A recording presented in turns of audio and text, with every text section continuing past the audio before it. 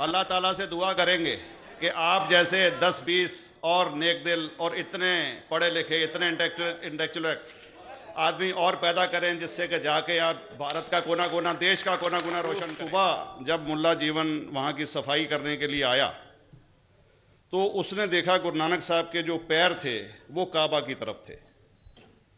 वो गुस्से में चिल्लाया कि ये कौन काफिर है जो कि काबा की तरफ पैर करके पड़ा। आने में थोड़ा सा देर हो गई मेरे को, और अगर मैं यहाँ नहीं आ पाता तो शायद अपने आप को ज़िंदगी भर माफ़ नहीं कर पाता।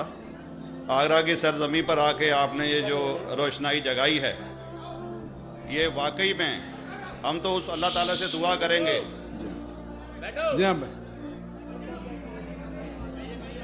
अल्लाह ताला से दुआ करेंगे कि आप जैसे 10-20 और नेक दिल और इतने पढ़े लिखे, इतने इंटेलेक्चुअल आदमी और पैदा करें, जिससे कि जाके आप भारत का कोना कोना, देश का कोना कोना रोशन करें। तहे दिल से स्वागत आपका।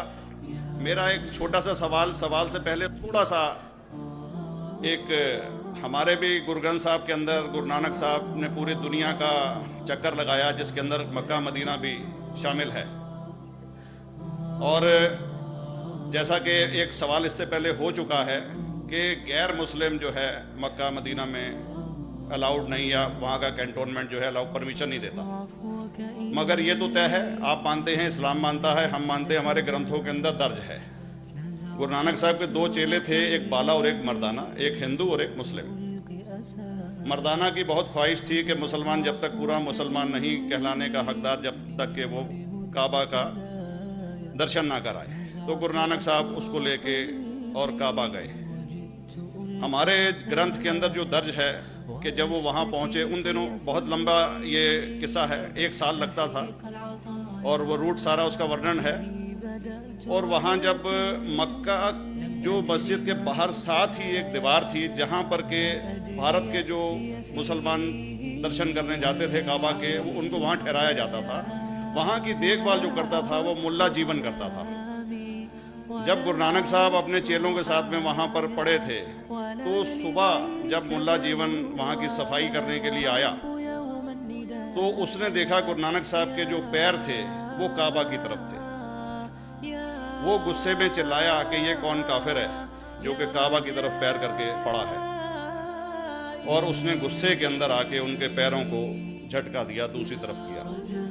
तो हमारे ग्रंथ के अंदर दर्ज जो किस्सा है उसके अंदर ये है कि काबा भी उस समय हिल गया, जिधर गुरु नानक के पैर जाते थे काबा उधर मुड़ता था। तो वो जोर से चिल्लाया, ये कोई हजरत है, ये कोई औलिया है। तो उस समय के जो काजी थे मक्का के, काजी रुकनुद्दीन साहब थे, और शाह शरफ, कई हस्तियों के नाम हैं उसमें।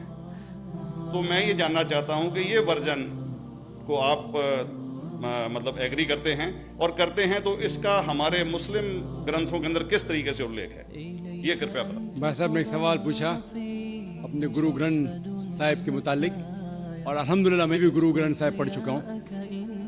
और जिस तरीके से, क्योंकि वक्त मुख्तसर सा होने की वजह से मुझे वक्त नहीं मिला कि गुरु ग्रंथ को भी कोट करूँ।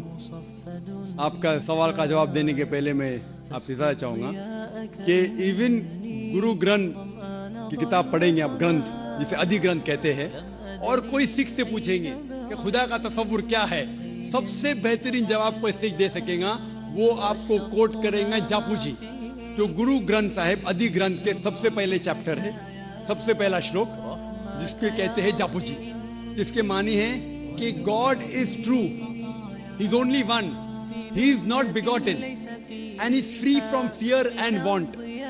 क्योंकि मैंने अंग्रेजी में पढ़ा हूँ इसलिए मैं अंग्रेजी में उसे कह रहा हूँ कि खुदा एक ही है, वो हक है, और वो ना किसी को जना है ना किसी को जनेगा, और वो इमॉर्टल है, ना कभी मर सकता है।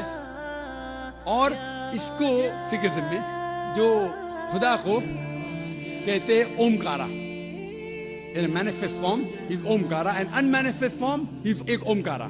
और कई इसके एट्रीब्यूट्स है, मिसाल के तौर पे परवरदिगार, अकल, और उसे रहीम कहा गया है, Wahe Guru as one God कहा गया है, और it is strictly against idol worship and अवतारवादा।